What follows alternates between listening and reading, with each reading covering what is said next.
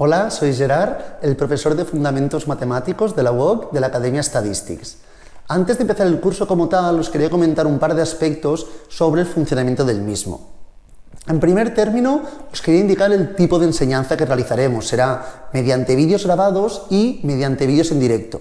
Los vídeos grabados como este son vídeos que podréis visualizar en el momento que cada uno considere oportuno y se explicará toda la teoría con ejercicios parecidos a los que luego me encontraré realizando la PAC, ¿de acuerdo?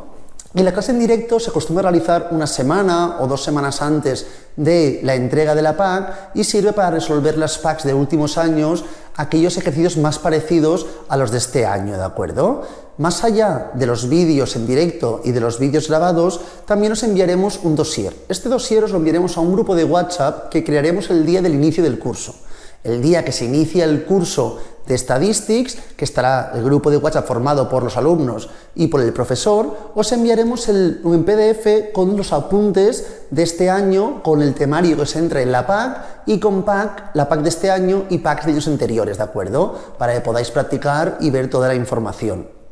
El objetivo básicamente del grupo de WhatsApp, más allá de enviaros el PDF, es que podáis preguntar cualquier duda que tengáis sobre cualquier aspecto del temario, ¿de acuerdo? Cualquier cosa que nos lleve a confusión, que nos cueste, algún ejercicio, algo del funcionamiento del curso, lo que sea, podéis comentarlo por ahí y yo estaré para poder responderos. Entonces, importante disponer el dossier, ya que cuando explico la parte teórica siempre hago hincapié en las diferentes partes del dossier. En la parte teórica, sinceramente, será más bien hacer algún tipo de ejercicio, pero ya veréis que son ejercicios parecidos a lo que luego me encontraré realizando la PAC. Entonces, el objetivo es que con esto tengáis más que suficiente para sacar una muy buena nota en la PAC. Una vez dicho esto, ya empezamos con el temario.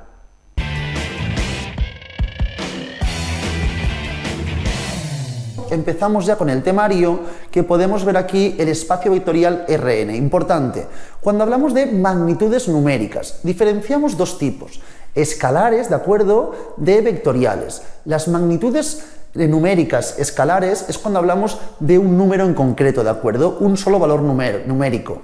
Por ejemplo, si yo os hablo del peso, pesar 72 kilos, eso sería un valor escalar, el 72.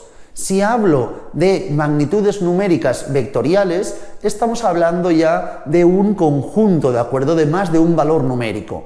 Generalmente el vector se puede representar de distintas formas. En vuestro caso, os lo presentan en negrita y cursiva, os pueden plantear directamente con la letra en cuestión, el vector que sea, V, X, el que sea, nos lo pueden plantear con distintas letras, y encima una flecha. Así es como se acostumbra a representar, y se puede representar en columnas o en filas. Generalmente os lo plantean en filas, aunque sería la misma información en columnas. Es decir, si yo tengo, por ejemplo, aquí x1, x2 y x3, ¿de acuerdo? En este caso, tendríamos un ejemplo que también se podría plantear de la siguiente forma. Sería exactamente lo mismo, x1, x2 y x3. Trabajaremos ahora mismo con filas porque es así como os lo explican, pero repito, no habría ningún problema en trabajar también en columnas. Una vez dicho esto, indicaros que este es un espacio vectorial R3.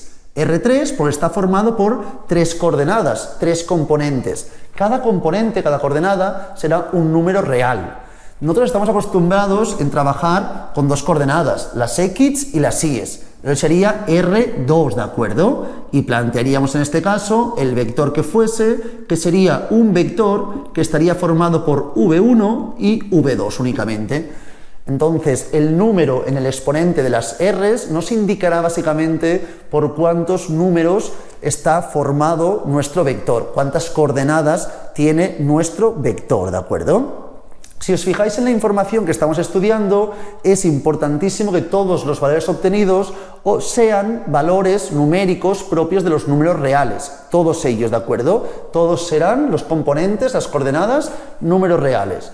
No hará falta la representación gráfica, solamente plantearemos la información. En el enunciado os plantean Rn.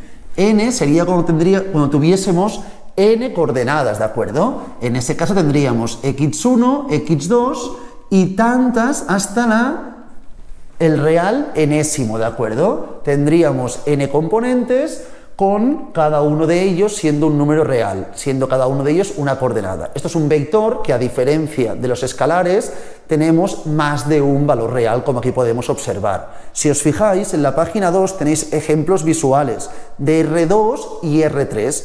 En R2 tenemos 2 dimensiones, en R3 3 dimensiones.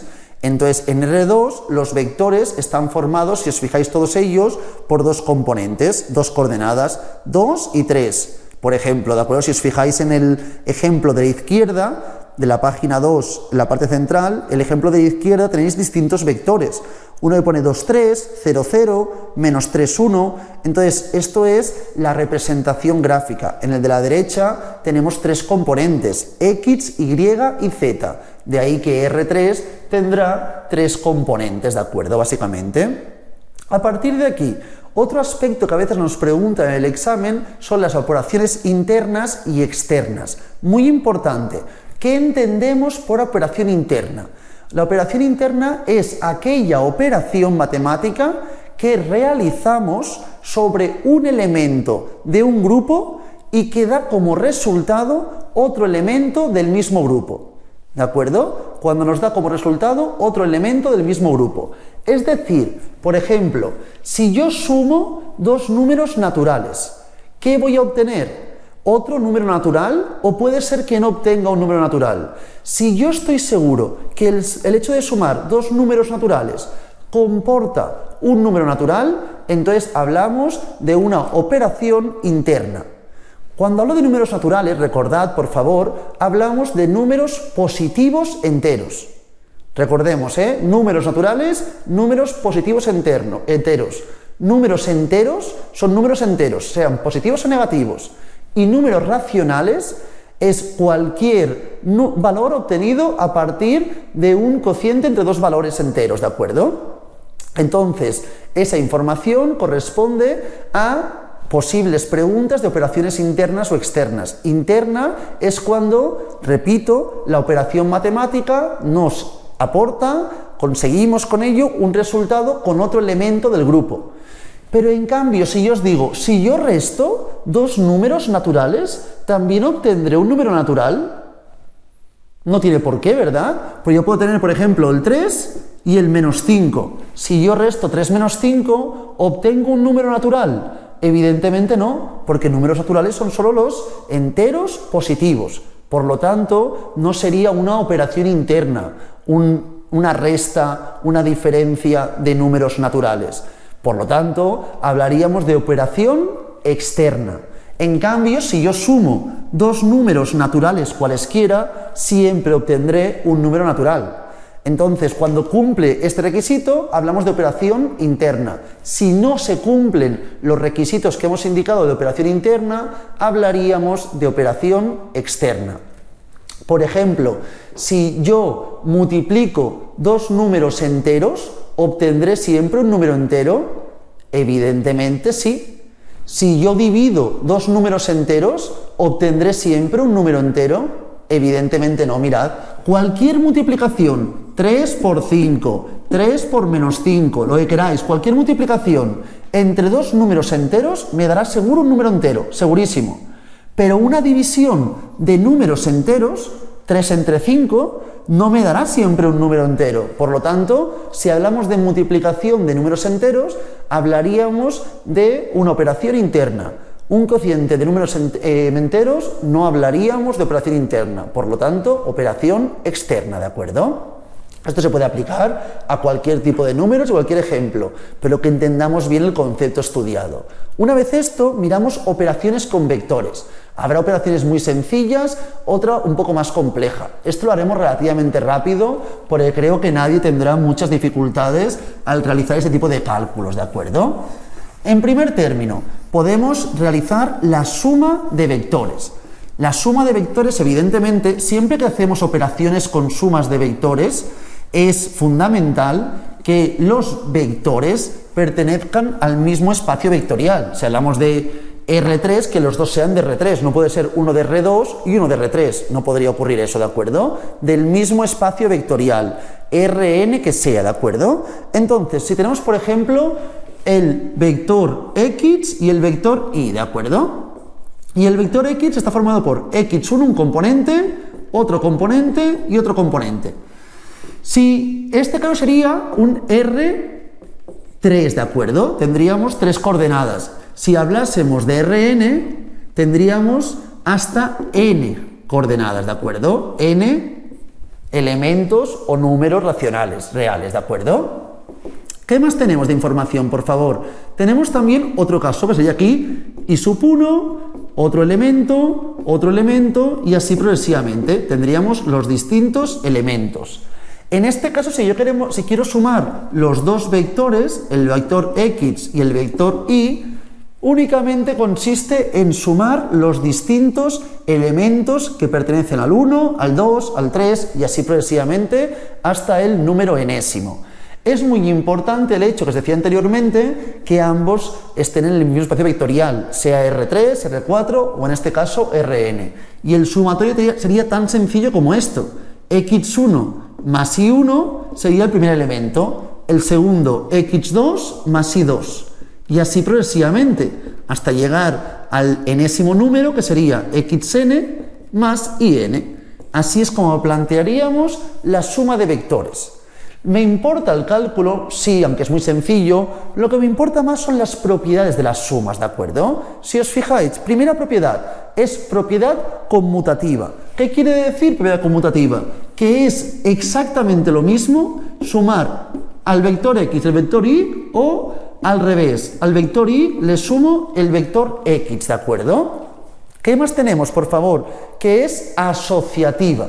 ¿Qué quiere decir que sea asociativa?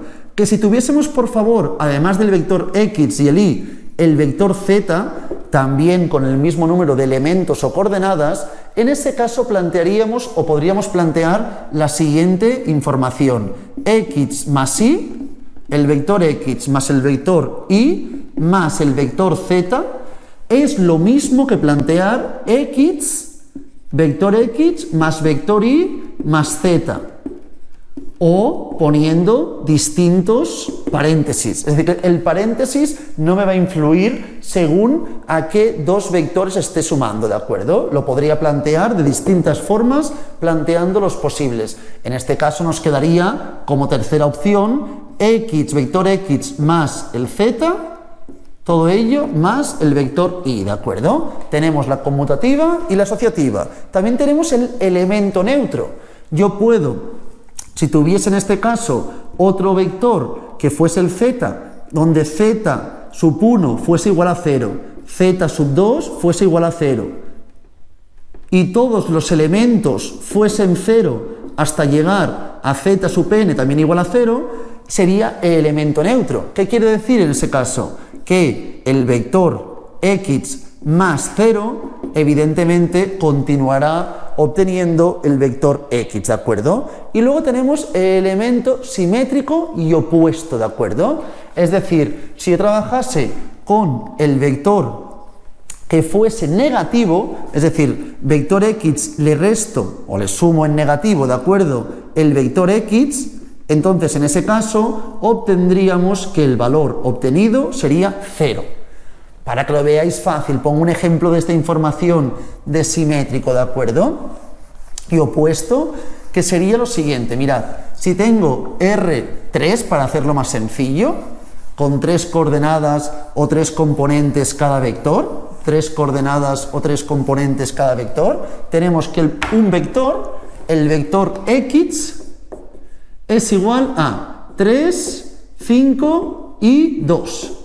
Por lo tanto, si yo hago 3, 5 y 2 más menos 3, menos 5, menos 2, ¿qué ocurriría? Que esto nos quedaría en este caso 0, 0, 0.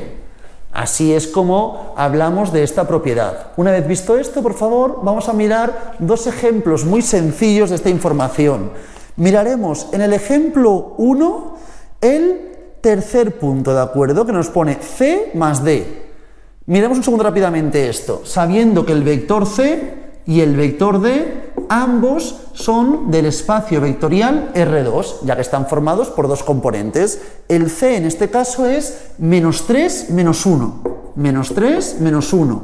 y el D en este caso correspondería a 4 menos 2.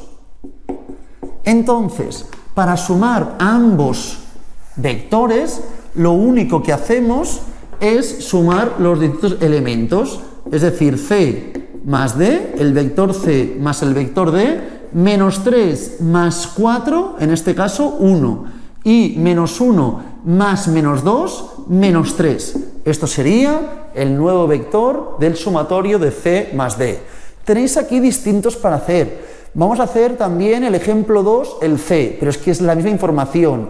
En el 2, el C, vamos a sumar el A más el B, el vector A más el vector B. 1 más 0, evidentemente sería 1. El siguiente, 7 más menos 2, sería en este caso 5. Y el siguiente, menos 2 más menos 1, menos 3. Este sería el ejemplo C2, ¿de acuerdo? Que tenemos en la página 3. Otra alternativa, más allá de las sumas con sus propiedades ya comentadas, es también el multiplicar el vector por un escalar. Recordad, lo hemos dicho antes, teníamos las magnitudes vectoriales y las magnitudes numéricas escalares. Escalar es solamente un valor. Si multiplico un vector, sea del espacio vectorial que sea, ¿de acuerdo? Multiplicado por un escalar es simplemente coger cada uno de los elementos del vector, de las coordenadas del vector, y multiplicarlas por el escalar en cuestión. No tiene más, ¿de acuerdo? Si cojo, por ejemplo, k multiplicado por el vector x, y el vector x sabemos que es igual a 5, 3 y 2, y k es igual a 2, sería tan sencillo como esto. 2 multiplicado por 5, 3 y 2, ¿de acuerdo? Entonces, ¿cómo lo calcularíamos? Multiplicando 2 por 5, 10, 2 por 3, 6, y 2 por 2, 4. Así es como calculamos un vector por un escalar. En este caso también tenemos unas propiedades básicas que vamos a comentar. En primer término, la propiedad distributiva, ¿de acuerdo? Esta la conocemos. Si tenemos k multiplicado por el vector, por ejemplo, a más el vector b, la propiedad distributiva que nos indicaría que esto es exactamente lo mismo que multiplicar k por el vector a más k por el vector b. Ambas formas de calcular este ejercicio nos darían exactamente lo mismo. Aparte de la distributiva, tenemos también la asociativa, ¿de acuerdo? ¿Cómo funciona la asociativa? De la siguiente forma. Imaginaos que yo tuviese dos escalares, k y z, ¿de acuerdo? Y tuviese el vector x. Por lo tanto, sabemos que k por z por el vector x, si multiplicamos, por ejemplo, esta información, es lo mismo que poner k por z, todo ello por el vector x. Y sería también lo mismo que plantear z por k por el vector x. Todo ello nos dará siempre la misma información, de ahí a la información correspondiente a la propiedad asociativa. Y por último tenemos la propiedad del elemento unidad. ¿Qué es el elemento unidad? Si nuestro escalar fuese 1, la multiplicación del escalar por el vector con el que estuviésemos trabajando se mantendría el mismo vector original. Es decir, si multiplicamos esto por esto, la solución básicamente, si multiplicamos por 1 el vector, será el vector en cuestión. Una vez visto esto, tenemos un ejemplo, el ejemplo 3, que no perderemos tiempo en hacerlo, que cada uno, si quiere, lo mira en casa y lo acaba de entender.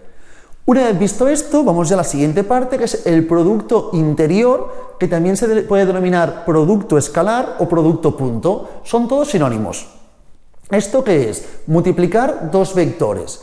Importante, si os fijáis, cuando sumábamos vectores o cuando multiplicaba el vector por un escalar, obteníamos otro vector del mismo espacio vectorial, si os fijáis, ¿de acuerdo? En cambio, cuando realizamos el producto interior o el producto escalar, no obtendremos otro vector, obtendremos una magnitud escalar, obtendremos un valor concreto, ¿de acuerdo? Mirad cómo funciona esta información cuando hacemos un producto escalar. De la siguiente forma, tenemos en este caso este mismo vector, el vector x, en el espacio vectorial R3, como podemos ver, porque está formado por 3 coordenadas, ¿de acuerdo? Y planteo otro vector que también, evidentemente, para realizar el producto escalar debe ser también del mismo número de componentes. Por ejemplo, 2, 1 y 6, ¿de acuerdo? A partir de aquí, para hacer el producto escalar de ambos vectores, haremos lo siguiente. Vamos a multiplicar cada uno de los elementos y vamos a ir sumando las diferentes multiplicaciones. Es decir, 5 por 2 más 3 por 1 más 2 por 6. Así es como realizaríamos este cálculo.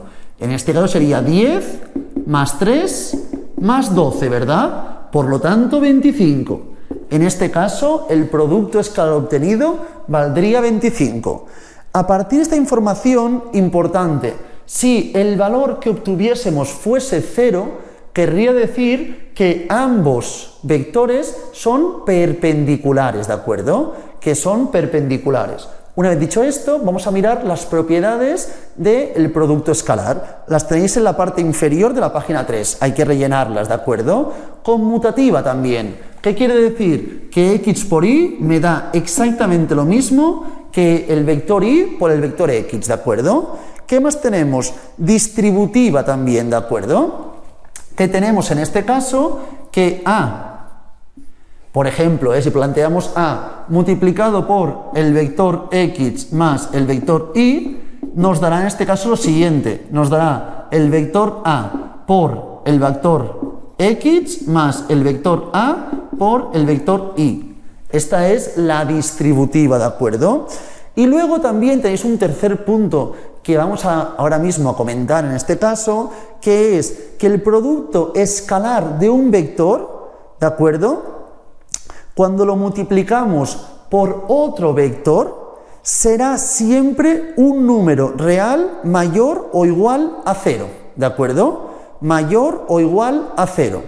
Siempre la multiplicación nos dará números que serán iguales o mayores a 0, si se multiplica por el mismo, evidentemente. Si es por otro, no, pues si puede tener valores negativos, pero cuando multiplico el vector por él mismo, ¿de acuerdo?, siempre obtendré un valor que será mayor o igual a 0. Siempre, ¿de acuerdo? No puede ser que me dé un valor inferior a 0.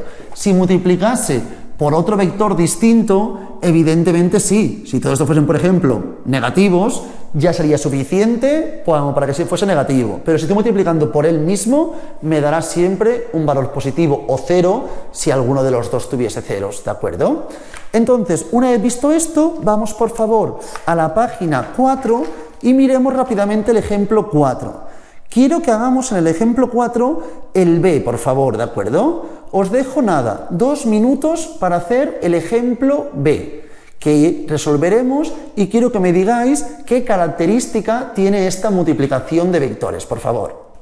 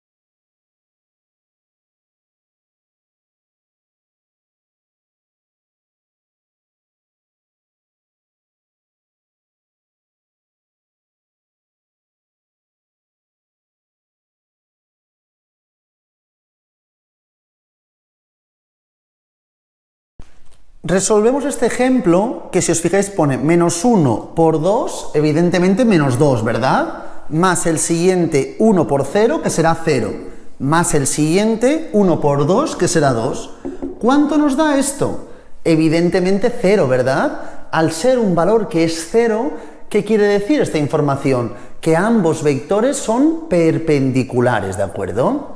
Una vez visto esto, vamos ya a la siguiente y última parte de esta pequeña introducción del tema 1.1, ¿de acuerdo? En este caso tenemos las interpretaciones geométricas. Vamos a interpretar cómo se analizan los sumatorios o la multiplicación y el vector en sí, ¿de acuerdo? Si yo tengo un espacio sencillo vectorial de R2 con solamente 2 dimensiones, ¿de acuerdo? Si tenemos un vector, por ejemplo, que es el vector 1, 2, esto nos indica esta información, mirad. Yo aquí tengo las Y's y aquí tengo las X. Esta es siempre la primera coordenada y esta la segunda, ¿de acuerdo? Entonces, si tenemos el punto 1, 2, es el punto 1, 2. Este de aquí es la representación del vector, la distancia desde el punto 0, 0 hasta el punto 1, 2, ¿de acuerdo? Si sumamos vectores, si a esto le sumo el vector Y, que por ejemplo es en este caso 3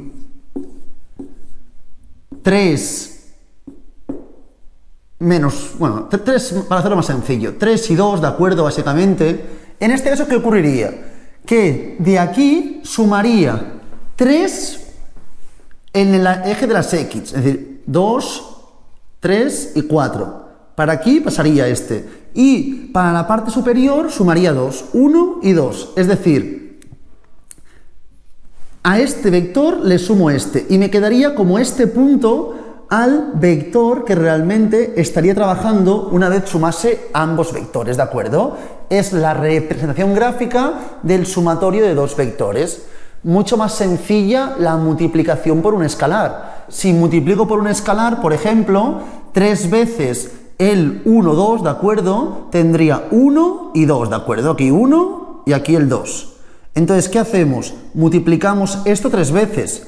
Otra vez sería aquí 1 y 2, hasta aquí llegaría y por último hasta aquí. Todo esto sería el ejemplo correspondiente a multiplicar 3 veces este vector, la multiplicación de un vector por un escalar. Toda la información iría desde aquí hasta el punto 0, 0. Es la representación gráfica que podéis ver si os fijáis en la página 4, parte central. Una vez visto esto, vamos ya a la siguiente parte, que sería combinaciones lineales.